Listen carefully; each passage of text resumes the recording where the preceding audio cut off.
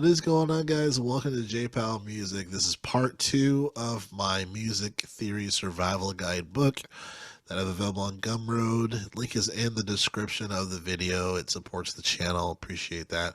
And I'm sure like subscribe here on the channel. Hit the like button so it goes around the internet. So where we left off was the pentatonic scale shapes. So I'm just going to continue here.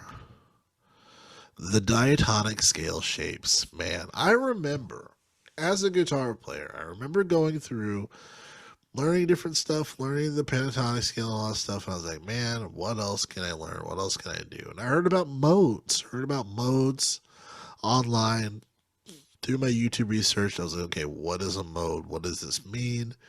And really diving into modes. And the reason why it helped me, because there's a lot of different ways to go about this, right? When it comes to the major scale in particular, there's a seven shape system, 7 scale system, 7 shapes, and there's a diatonic scale where it's 5 shapes, and one of those shapes or two of those shapes will have two different the same pattern, but it'll be the same scale if you start at that particular tone.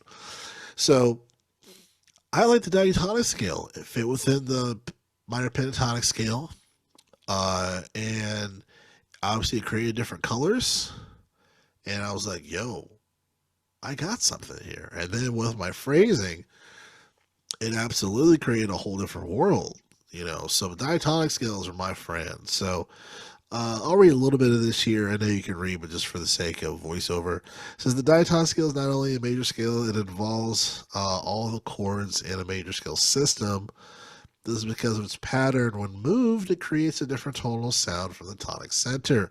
These are called modes. From jazz, fusion, 80s rock, and more, modes are very valuable because it uses the same pattern and produces different tones throughout the fretboard. Essentially, the same diatonic scale shapes moved throughout the fretboard can be 7 different scales. Below show the patterns of the modes and where they start on the fretboard. So yeah, so you're getting an additional 7 scales within the same scale patterns that you would know for the major scale, or that you would know, with the diatonic scale. Okay, 7 scales, which is pretty awesome. When it comes to the modes, or when it comes to when it comes to the modes. So pretty cool stuff. So to dive into that, if you're an intermediate guitarist, you're like, what the does this mean, Jarrell? So you get some different shapes here. Okay, you got some different shapes, and you got some different shapes here. So I have this broken out to different brackets of shapes, okay? So hopefully this kind of makes sense. When it comes to the Ionian, that is just the major scale. It's the first mode of the major scale. And then you go into Dorian, second mode of the major scale here. You also have Phrygian, right? This is the Phrygian shape. And then like I said before, some of these scale shapes will incorporate the same shape, but depending on where you start, a different tonality. So Lydian is also the same thing too. Excuse me. So yeah, Lydian is also the same thing too. So if you start here, you get Phrygian. If you start here, you would get Lydian if you work your way up the scale. So Mixolydian. Mixolydian, 5th mode of the major scale. 6 is going to be Aeolian, the natural minor scale. Okay. And then good old Locrian right before that Ionian scale. So these are really valuable. And again, they're very easy to learn because they are within the same shape of the pentatonic scale. That's why I love this scale so much. These are the specifics on the scale when it comes to the tones and the whole steps and whatnot. So you got that. But this will take you from beginner, intermediate to intermediate, between intermediate and potentially advanced, depending on how you use these modes. So have fun there. I don't go into melodic minor in this book, because that's a whole other thing. I mean, it's just a major scale with a flat third, but it it can create there's a lot of different ways to use it, and whatnot. So I'll save that for a different book. But continuing on. So here's a diagram here where it shows some different ways to incorporate the scales over the chords, right? So that's really, so for example, 251. This is for a major scale, so minor 2 shows the scale that you can utilize for that. There's some other options as well, but just shows kind of the chord forms within the different scale options. The 5, A flat 7, and then the 1. Actually, that should be a G. That should be an A7. So I already fucked this up. I'll have to fix that. I will fix it and upload it. I'll fix it and update it. I will do that. By the time you were watching this, I already fixed it. So let's do that. So I don't have to stop the recording. Yeah, yeah. So by the time I fix it, I already fixed it. This should be a G7, not an A7. And then C major 7, C major 7. And yes, and then yeah, even the scale part is actually wrong too. It should be further up. Anyway, you guys know what I mean. The chord is correct. The chord is correct. It's just the scale shape is wrong. But whatever. Technically, it's not if you're doing the fifth on the fifth string. It technically is 1, 2, 3. I don't know. No, it's wrong. It's wrong. So again, by the time you watch this, I will have fixed this. So you will have to send a comment to me. This is kind of a breakdown of some 251 examples for different types of scales you can use, right? So different types of scales that you can use. So, for 2, you do A minor pentatonic. G7, you can do A sharp minor pentatonic and go to the B. Depending on how you do those tones there. So these are just a bunch of different options. For a minor, the diminished, you can do D Locrian, G minor 7. You can do the Aeolian, and then you can go into C Aeolian for the minor 7. There's a bunch of different options as far as different scales that can be compatible. Even talk about melodic minor a little bit for this the polygon in the bottom left. So D Aeolian for the 2, the 5 you can do A flat melodic minor, and then you can end on A minor pentatonic for the C major 7. So a lot of options there. So if you're cognizant of the scale, cognizant of the chord tones, why not? And this is a cool thing. This just kind of tells you a little bit of a cheat sheet as far as the scale. So the cool thing is that you can play minor scales over minor and major, and it just saves you time. Saves you time. You can use that same scale that you've been accustomed to when it comes to the minor, the minor pentatonic or whatever, or the what am I trying to say? They can use the same minor pentatonic scale, that shape, and incorporate, the modes or whatnot, or whatever it is, and you can play over the major scale chords, minor and major. Just makes it easy. You can use one type of scale versus, switching from a different type. This kind of shows, excuse me, all the keys where that is compatible, all 12 keys, if you will. So, cool thing there. More of a reference, but, you can play the chord, play the scale over it. Philosophy on soloing. This is very similar to phrasing, right? It's kind of part 2. I'll read a little bit of this. It says, Van Halen once said, soloing is like falling down the stairs. As long as you land on your feet, you'll be fine. Well, that is the humorous thought. He has a point. Falling on your feet can be an equivalent to resolving to the tonic of the scale. So the cool thing about this is that what Van Halen said here, obviously rest in peace to the master Van Halen, this applies in everything, every music genre, even jazz. There's a lot of jazz solos where they're not necessarily the same type of structured bebop stuff, but they're kind of crazy. They go in different places. But if you're resolving to the tonic of the scale, you're resolving to the chord tone of the next chord. You kind of have a little bit of leeway. You can create tension. It's kind of create tension, and then you're doing harmony, tension, harmony, tension, harmony. So if you're able to fluidly resolve accurately and timely, I mean, you got a lot of options for soloing. But when it comes to soloing, your phrasing is a huge thing. You know, so I say here, as long as you master resolving your phrasing, you have a lot of fretboard freedom to explore passing tones and dynamics. Soloing should have a beginning, middle, and end. The listener should be able to hear those parts as well. So you should be able to hear if your solo is building up to a tension specifically. One of my favorite solos seen on television is where they play as my guitar gently weeps, from the Beatles, and it's not a reunion, it's a paying homage essentially, right? But Prince was playing the solo for that in his Prince way, and it was incredible, and it was awesome, and it built, and it had different points, and a crescendo, amazing solo, amazing solo. So if you ever check that out, just type in Prince while my guitar gently weeps solo. Amazing, great solo, very, very, very good. And it's not super technical, but he's playing the phrasing is really great.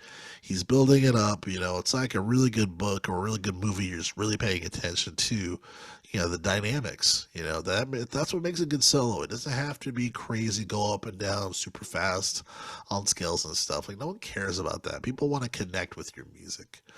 That's my opinion, obviously. And that's how I think of soloing. People need to connect. If people aren't connecting, there's a whole other ego problem there.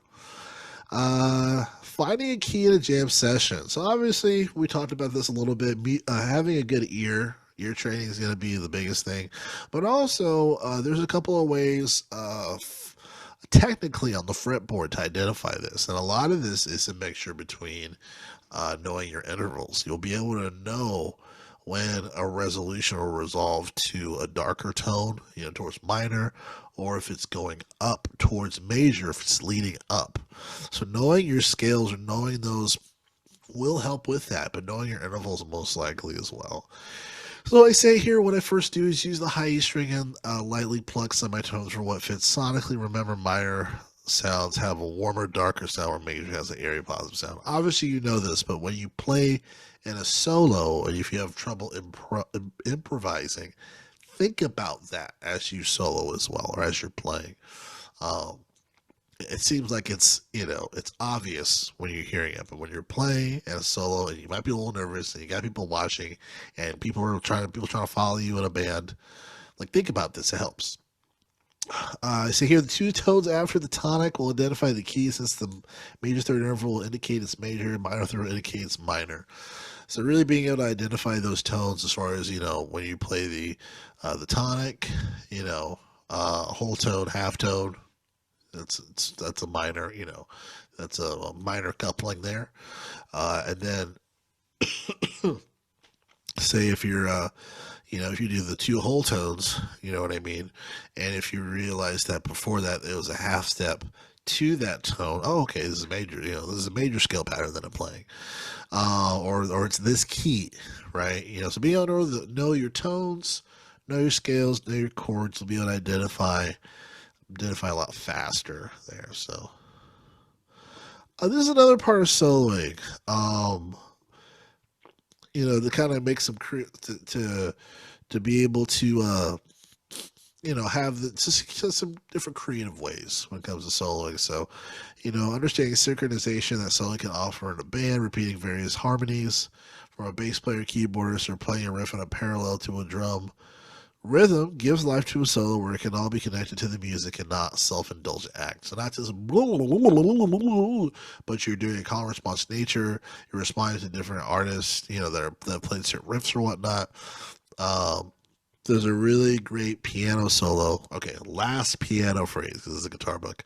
But there's a really great piano solo, Robert Glasper's Black Radio, the first one, the song Why We Try. It's a cover, um, but Robert Glasper has a piano solo, and it's very beautiful. It's very much a repeating call and response type of notion. It's not super technical, but a really great solo. You know what I mean? So a great solo doesn't have to be super technical. It just has to be musical. So just think about that. Band jam etiquette, I'll tell you. There's people that are professionals that don't know shit about band jam etiquette, I'll tell you. Excuse me. I thought this is interesting because for those who are anime guitar players and they haven't been in a band before, they may not know this. You know, when you're in a band, you're in a relationship. Essentially, there's a trust factor with the drummer, with the bassist.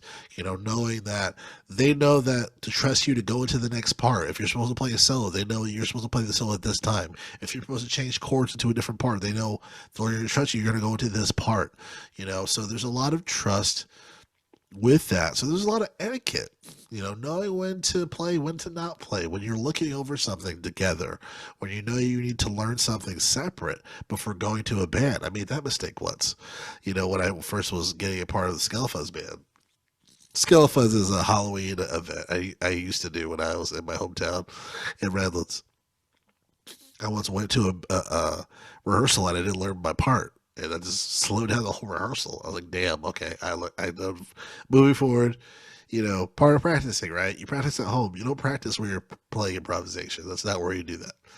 To just read a little bit of this here, it says being in a band takes discipline, strong communication. It can push your musicianship. It's important to always think band focus. To figure out a song, don't noodle on the guitar when someone is talking. Turn down the guitar. Yeah, this is where you get respect. You show that you respect your fellow musician. Someone's asking a question and they're saying something, don't play over them. Like, this isn't a noodling session where everyone is just trying to play. It's not a guitar setter. I should say that. It's not a guitar setter. When someone is talking, turn your guitar down. You can always play later, right? So just being cognizant of that. When arriving at rehearsals, be ready. Well, you've learned separately. You know, this kind of etiquette can help you, and it can help you remember who you are. And if you're good to work with, you might get some work, you know. So very early, very kind of preconceived, very, it can be rudimentary for those who aren't in a band, you know, hopefully it helps. And this is the last page. What do I do now? I'll read this here. It says, don't let this be the end. Continue to learn modes, listen to solos, try to play them. Try to play some of your favorite solos, work on the rhythm aspect of the guitar. The more you learn, play live, the better musician you will become. This definitely is like a reminder to myself. Should be a reminder to you as well, right?